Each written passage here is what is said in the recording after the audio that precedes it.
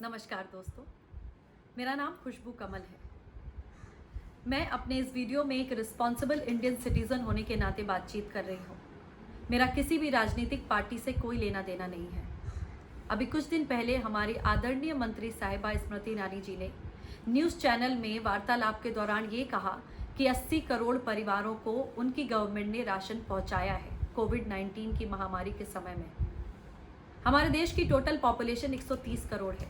13 करोड़ अमीर आदमी हैं, 40 करोड़ वो लोग जो मिडिल क्लास और लोअर मिडिल क्लास में आते हैं और 77 करोड़ वो जो गरीब लोग हैं। उन्होंने कहा कि 80 करोड़ परिवारों तक राशन पहुंचाया गया है।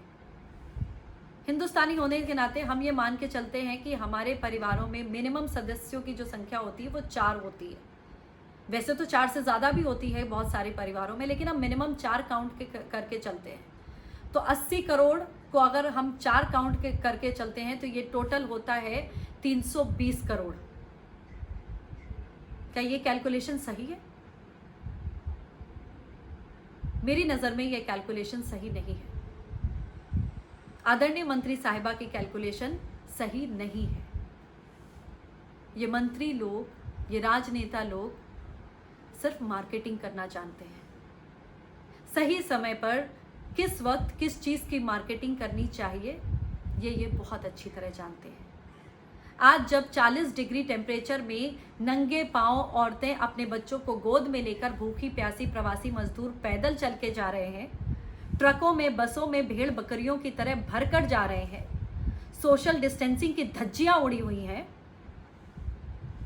2014 और 2019 के पार्लियामेंट इलेक्शन के टाइम पर इसी गवर्नमेंट ने मजदूरों और गरीबों के प्रति जो संवेदनशीलता दिखाई थी, वो संवेदनशीलता जब इस समय उनको दिखानी चाहिए वो नहीं दिख रही है। इसका मतलब ये है कि ये राजनेता लोग कहते कुछ और हैं और करते कुछ और। आज बहुत सारे स्टेट के बॉर्डर्स को लॉक कर दिया गया है। ये प्रवासी मजदूर 15-20 दिन चलकर जब अपने स्टेट में पहुंचते हैं तो वहां इनको और 14 से 15 दिनों तक क्वारंटाइन कर लिया जाता है। ये अपने परिवारों से मिलने के लिए जा रहे हैं, अपने घरों में रहने के लिए जा रहे हैं, भूखे प्यासे, इतनी तकलीफें उठाकर, लेकिन अपने घर पहुंचते हैं ये 40-45 दिनों के बाद। हमारे माननीय प्रधानमंत्री जी ने बहुत सारे पैकेजेस अनाउंस किए हैं। हर स्टेट के लिए उन्होंने अलग अलग पैकेज अनाउंस किया है। अभी रिसेंटली उन्होंने 20 लाख करोड़ का पैकेज अनाउंस किया है। लेकिन ये पैकेज जो है, जो वो अनाउंस करते हैं, इनका इम्प्लीमेंटेशन कब होता है? उन्होंने खुद 2014 के पार्लियामेंट इलेक्शन की कैंपेनिंग के टाइम में राजस्थान में जब वो कैंपेनिंग के लिए गए थे तो उन्होंने खुद कहा था राजस्थान की जनता से स्टेज पर कि ये जो पैकेज अनाउंस होते हैं, कभी मिला है किसी को कोई पैकेज? आज तक किसी को कोई पैकेज मिला है?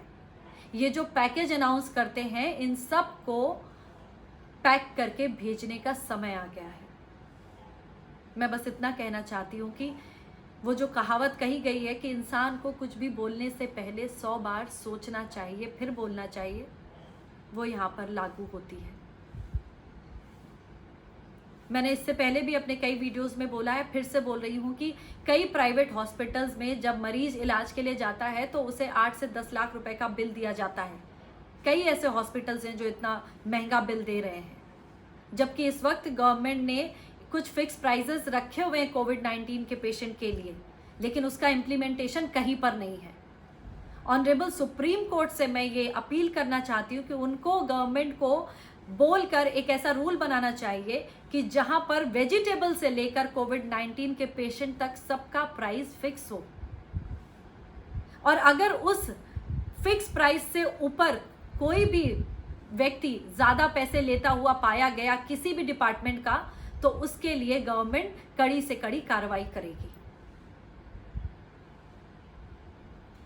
कांग्रेस पार्टी ने इस सरकार को इन प्रवासी मजदूरों के लिए 1000 बसेस की सुविधा मुहैया कराने की सुविधा दी इनको, लेकिन हमारे उत्तर प्रदेश के मुख्यमंत्री जी ने उनको इतने सारे पेपर वर्क उस समय बता दिए कि उस पेपर वर्क में ही समय बीत गया। उसमें से उनका कहना है कि बहुत सारे ऑटो रिक्शा हैं, बहुत सारी बसेस हैं, बहुत सारे टेम्पोज हैं, जो भी हैं। मैं मानती हूँ कि 1000 बसेस की सुविधा उन्होंने देनी चाहिए। 1000 भी हटा देते हैं, 800 भी हटा देते हैं, 600 भी हटा देते हैं। अगर 200 बसेस की भी सुविधा इस वक्त कांग्रेस पार्टी आपको मुहैया करवा रही है तो आपको लेने में क्या दिक्कत है? ये वक्त राजनीति करने का नहीं है। ये वक्त उन गरीब मजदूरों, उन प्रवासी मजदूरों के बारे में सोचने का है। कहते हैं कि जब एक परिवार में संकट आता है तो परिवार का हर सदस्य मिलकर उसका सामना करता है, ताकि जल्द से जल्द हम उस संकट से बाहर निकलें। एक दूसरे का सहयोग करते हैं परिवार के सदस्य। आप राजनेताओं की जुबानी ये देश आपका परिवार है, तो जब परिवार का दूसरा सदस्य आपको मदद के लिए हाथ बढ़ा रहा है तो उस वक्त आप राजनीति क्यों कर रहे हैं? आप उसका हाथ थामकर, उसकी मदद लेकर संकट के समय से जल्द कैसे उभरा जा सके, इस बारे में सोचने की बजाय आप मजदूरों पर राजनीति कर रहे हैं, आप गरीबों पर राजनीति कर रहे हैं। देश की जनता से मैं यही कहना चाहती हूँ कि अब नोट्स बनाने का समय आ गया है।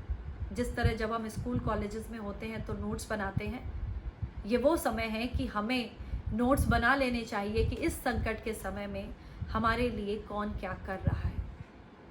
अपने दिल और दिमाग में उन बातों को रख लेना चाहिए नोट बनाकर, ताकि जब आने वाले समय में ये लोग हमारे सामने फिर से आएंगे, चाहे वोट मांगने के लिए या अपनी बात कहने के लिए, तो हमें भी ये अधिकार है ये चुनने का कि हम क्या डिसाइड करते हैं उस समय। अपनी इसी बात के साथ मैं इस वीडियो को एंड करना चाहती हूँ। अगर आपको मेरे वीडियोस अच्छे लगते हैं तो मेरे YouTube चैनल को सब्सक्राइब करें। वीडियो के नीचे दिए गए कमेंट सेक्शन में जाकर अपने दिल की बात कहें, लिखें। आपको मेरा वीडियो देखने के बाद जो भी समझ में आता है, जो भी आपका दिल कहता है। इसी के साथ घर के अंदर रहें, सुरक्षित रहें। नमस्कार दोस्तों।